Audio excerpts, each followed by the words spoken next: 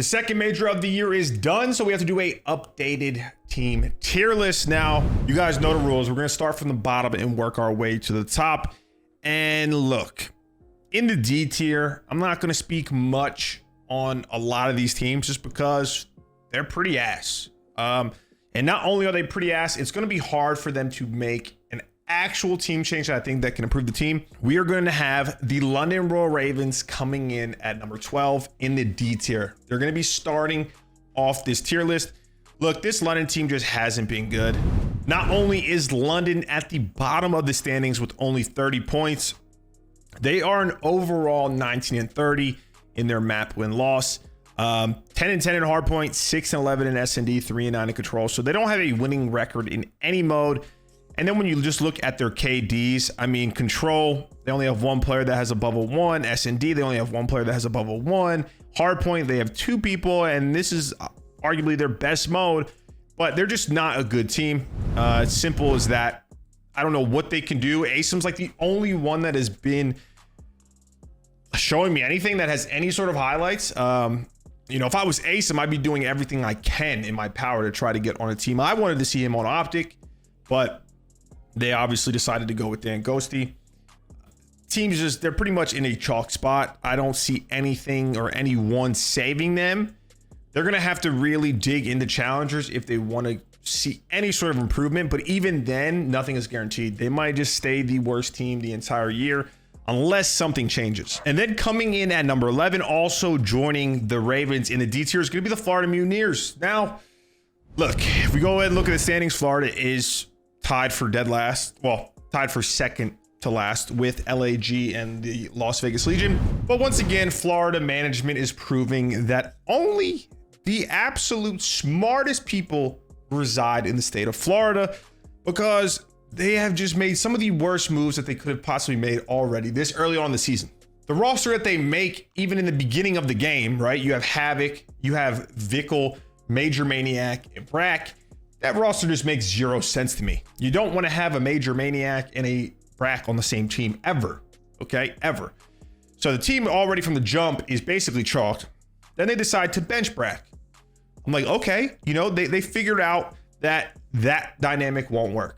They decided to choose Major Maniac. You know, he's a great S&D player. I understand it. Even though Brack wasn't necessarily playing bad, I was like, okay, they're going to pick up like a sub player. You know, they're going to pick up maybe a Capsule, for example, or another player to pick up their pace, because unlike other teams, one of their biggest issues is their pace is so slow on the map. They just have really no cohesion. Instead, they go back and they pick up the player that they had on their team last year, who is even slower than Brack. They pick up Dave Patty. So now not only do you have Major Maniac, you have Dave Patty on the team. Don't know whose decision that was. Makes zero sense to me. Dead ass. Like, I don't know who's calling the shots down there in Florida, because it was such an easy read that the team was not going to be good. They were going to suck still. And guess what? They went into Major 2 and they sucked still. So now Brack is back. They decided to drop Major Maniac. Major Maniac was tweeting about how, you know, he got backstabbed and this and that. The team just, I don't know. I feel bad for the players, because I'm guessing the management is calling these shots, and they don't make any sense. They don't know what they're doing. They're not good. A lot of issues still. Don't really see this team changing at all unless they can pick up someone like a Capsule, like I said, or just an aggressive sub player. I mean, or just blow the whole damn thing up and restart and just sign 4 challenger players. I have no idea. But that is going to be the number 11th place team. And then in the C tier, this is going to be number 10. We're going to have 2 teams here, I believe. And number 10 is going to be LAG. Now, LAG is currently 50 points, 6-9. And if we go over and we look at their map win-loss record, they are currently 27-34. Now, in stage 2, they had a completely different team. This team is a lot better than the team that they started with. Okay, in stage 2 and Major 2, they went a total of 15-19 in maps and 3-5 in series win-loss. Now, their hardpoint was great, but it was about the only bright spot on their team. They went 9-6 in there. Their S&D and their control, both below 500. And as much as this team had a fair shake at it, they still need to just have more roster changes if they want to improve. It's just as simple as that. You can't be solid at one mode and expect that to carry you through. Now, number 9, also going to be in the C tier, is going to be the Las Vegas Legion. This team, also 50 points, okay? And if we go and look at theirs, Las Vegas, I'm so used to saying Paris. Throughout the entire year right now, they are 6-10 series, 2940 map count. And honestly, their S&D's been great. They're arguably the best S&D team in the game, definitely top 2, top 3. But their hard point, 10-20, their control, 4-12. So their respawn is just not there. I will say, I do think that this Legion team is more competitive than any other team that's down here, okay? I think they're more competitive. They've had some close series. I think that they definitely, they need to make some sort of change if they really want to kind of make that jump. But even with this team of 4, I could see them being better than where they're at right now. I could see them still improving. Then coming in at number 8, we have the Boston Breach. I'm going to put this team in the B tier. They're solid, okay? They're currently sitting at number 7, 70 points overall. Go ahead and just click on theirs. Throughout the entire year, they are sitting at a 7-8 series win-loss record and a 34-29 map win-loss. So their map win-loss is positive, and they're pretty solid across the board. 16-11 hard point. They were 10-11 S&D, controlled area 8-7. But I just think that this team has a big issue. Method's just recently retired. I don't think that it's been confirmed who they're picking up. This team's got a lot of potential. They're way too streaky. Vivid hasn't been playing well. Nero's been either great or very average. Awakening's been the only consistent one, as you can see here. 1.17 in hard point, 1.08, the only player with above a 1 in S&D, and 1.12 in control. So they need to find some sort of consistency to their team if they really want to ever be like in that top 4, you know, potentially a championship contender. They're going to have to get a consistent player to be there with Big Wake, because right now you have too many streaky players. Even Zinni was pretty streaky. You know, he didn't really have that consistency that I think you need if you want to be a top team. So they're the first team that's going to be in the B tier. And then they're going to be joined by the Seattle Surge. Okay, right now this is weird for my OCD because there's 2 in every tier, but there will be some more in B. Seattle Surge, they are sitting in the number 8 spot. They're tied with Boston Breach. Okay, going over to their records. They are 7-10 in series, 32-37 in maps. And their issue is honestly, it is fixable, but it's pretty embarrassing because they're great at hardpoint, great at control. They're 4-18 in S&D so far this year. This team cannot buy an S&D. They have 2 superstar studs in Mac, Jesus Christ, no disrespect to Mac, but he's not one of the 2. With Pred and Sib, okay, they have accuracy, the IGL, they have Mac, and Mac has been great throughout his career. My issue is this. I don't think that they need to make a team change. I think they're solid. They just need to figure out S&D. But because their respawn is great, they can go toe-to-toe with damn near any team in respawns. But when your S&D is that bad, you're basically auto-losing map 2. So if you do lose a close hardpoint at 250, 240, you're down 0-2. Even if you win it, it's 1-1. And then, you know, if you lose the control or the next hardpoint, if you don't win all 3 respawns, you're going to that game 5 and you're 4-18, you know? I could come back right now and give you more than that. We'd at least have 5 wins in search. So this team, if they can, I think they might try and make a change, whether it be for accuracy or Mac. But I think for the time being, for this next major, their coach said that they were sticking together. They need to just actually not scream anything but S&D and figure it out, because they are there. They have the superstar power on their team. They have the ability. They can go toe-to-toe with basically any team in respawns, but they need to figure it out. Then coming in at number 6, they are also going to be in the B tier. That's going to be Optic Texas. Now, I'm going to get a lot of hate for this, especially because, well, actually, no. There's that ass at 6 right now with 90 points. And if you go ahead and look at some of their records, now I know Scump retired, okay? And then they just recently dropped Illy. They picked up the Angosti. 9-7 win-loss this year, 33-34. So basically dead even on the maps. But like this basically shows you, S&D is their strong suit, which is so weird for a team like Optic Gaming. Their hardpoint is 14-13, their control 6-10. So hardpoint is solid. S&D 13-10, but they are one of the better S&D teams in the game, or at least they were in Major 2. Their control is pretty average. And the issue with them, I made a video on it. They just make too many stupid plays. Too many like fundamentally wrong plays they make. I don't agree with I agree with the dropping of Illy. Not necessarily for anything in COD. I think because they already tried to do in the offseason, you might as well, you kind of ruin that trust. Things are never going to be the same, right? But I think they should have went with a more disciplined player, more experienced player, more IGL type of player. Nothing against Dan Ghosty, because I think he's great. I think he has a lot of skill, but he's new. He's new. And I don't think that adding more pace or more gunny is going to really help Optic when that really wasn't the root of their issues. The root of their issues were just the bad fundamental plays that they were making. So right now, I mean, they're solid. Their S&D is, like I said, carrying them. And they didn't even do bad at Boston. They didn't, but they just decided, you know what, we still need to make a move for Illy. And who knows? I don't think this team is done making roster changes. I think we might see another roster change either before Major 3 or just right after it. And then moving on to the A tier, guys, number 5.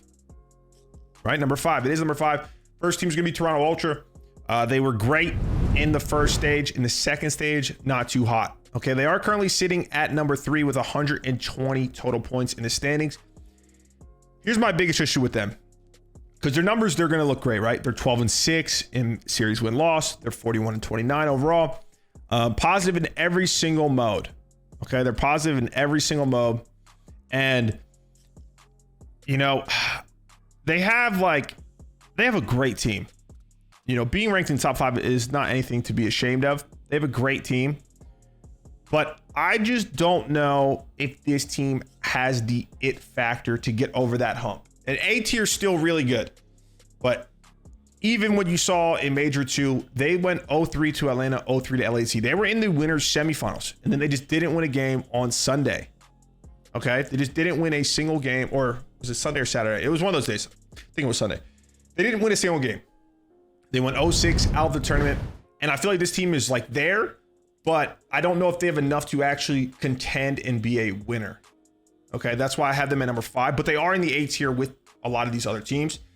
I just don't know if they're going to be able to get over the hump. For some reason, just a hitch. We'll see. Then coming in at number 4, we're going to have the Minnesota Rocker. This team did great at Major 2 in Boston. They're currently sitting at number 5 or tied for 4th with LAT. It's pretty close, the top 5. And then if you look at their records, they did amazing in Boston compared to the first major. They're 10-8 overall, 37-33 in the map win-loss. But if you look at stage 2 and major 2, well, actually not even. They went 18-17 and 5-4. I thought the numbers might have favored them a little bit more, but they did do great. Okay, because they beat the champions in round 1, 3-2. Then they beat Optic Texas 3-0. And they went up against Atlanta, lost 3-2 in a series that they arguably could have won. And then they did fall to a hot LAT 3-0. But this team is basically the exact opposite of Optic Texas. Okay? They are a very fundamentally sound team. You have players like Bance, experienced, Attach, experienced. You have the skill with Cammy. Okay? Well, they're all skillful, but, for content's sake. You have Cammy. You have Afro. I don't know why I just added that pause, but you have Afro. You have talent, but they are very fundamentally sound. They're not the fastest team in the league by any means. Okay? But they do play very fundamentally sound. And if I just look at their overall records, they're pretty solid. I mean, 13-16 in hardpoint, 10-12 in S&D, 13-5 in control. So control's their bread and butter, but they can compete. And we saw that at the last major. They can compete. I think that if you had Ultra over them, I could see it. But for some reason, I feel more confident in this Minnesota team moving forward. Then at number 3 is going to be NYSL. They won an event this year. So, how am I putting LAT ahead of them? You're going to ask me. Here's the thing, okay? NYSL sitting at number 2, 125 points. They did win a major already. First major of the year is normally a fluke. And what I mean by that is it's not a fluke as NYSL sucks, okay, by any means. They didn't deserve the win.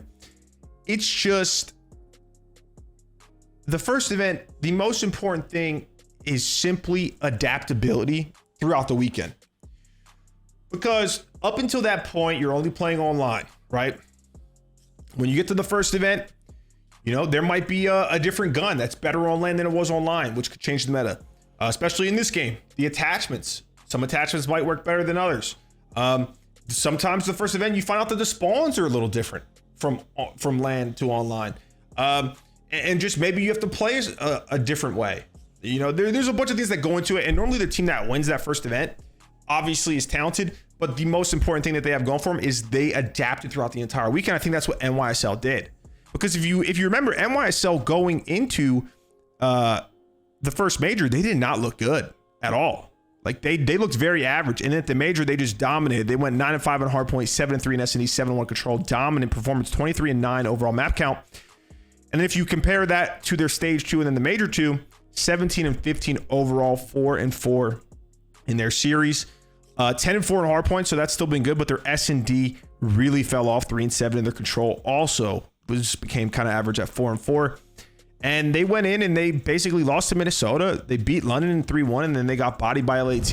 I still think that they're in the A tier. They're very good, but I don't know if they've already reached their ceiling. We're just going to have to wait and see. They didn't have a good performance, though, at Boston, so they're going to need to bounce back if they want to stay in this A tier. And then the last team in the A tier and the second team is going to be LAT. Now, I know I'm biased. LAT is currently 4th. Okay, they're tied with Minnesota. They are 15 points behind NYSL for second, 30 points behind Atlanta FaZe for first. And look, man, this LAT team is a team that I said, and I still stand by it, they have some of the best teamwork in the game. They're a very trade-heavy, aggressive team. Okay, like it just look, they're 21-14 throughout this entire year so far in hardpoint, and their overall KD is 0.97. So they're winning. They're one of the best hardpoint teams in the game, and they don't even have an overall KD above a 1. Just think about that for a second. LAT's issue, and it was one of the reasons which costed them at the first major, was they're almost too selfless at times. Okay, their teamwork is one of the best in the game. They arguably have the best communication in the game. If you guys have ever heard of listening at a major. It's just sometimes they aren't selfish enough to like hold that power position, right? Or don't give your life away to help a teammate out. Like you can overdo it. And I think that's what they ran into, on top of they do play these qualifier matches. And on top of they do play the qualifying. And on top of that, they do play the qualifying matches in LA, which, you know, online, it's not going to help.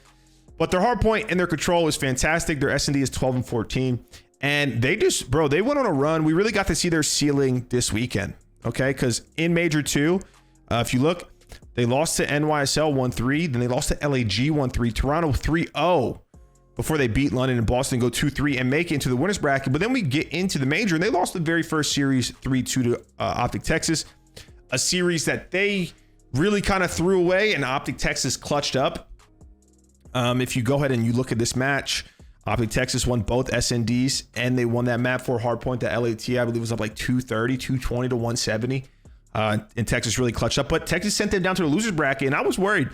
And then they went on a fucking tear. They 3-0'd Florida, which, mid-pack. They 3-0'd NYSL, the defending champions. They 3-0'd Toronto, the team that had their number and arguably a top 4 team in the game. Then they got their revenge on Optic Texas and won 3-1 before bodying Minnesota, a team that looked great, a team that took Atlanta FaZe all the way to map number 5 in the winners finals. And then they went up against Atlanta FaZe. They lost 2-4 in a very close series, I would say. You know, they once again won their hard points. They lost some close controls and some close SNDs, but Atlanta FaZe is arguably, well, not arguably, I believe they're the best team. So LAT's got a lot to look forward. We kind of saw their ceiling and how they were bullying teams around. That's why I have them at number 2. Atlanta FaZe, is number 1. They're in the S tier. I mean, it's simple, man. They got 3rd at the first major. They come in, they win this major. They are a dominant team when it comes to S&D. Like, let's just look. Their S&D so far this year, 21-8. They just won an event. They got 3rd and then 1st. where their respawns are like hit or miss. And that's something that's crazy to say when you have Slash, you have a BZ, you have Selim and Simple on one team. So the fact that they're able to do what they're doing right now, they're only going to get better. I don't see this team somehow getting worse at respawns than they currently are. That's why they're the only team in the S tier. They are the reigning champions. And I don't think anyone else is quite on their level for the time being.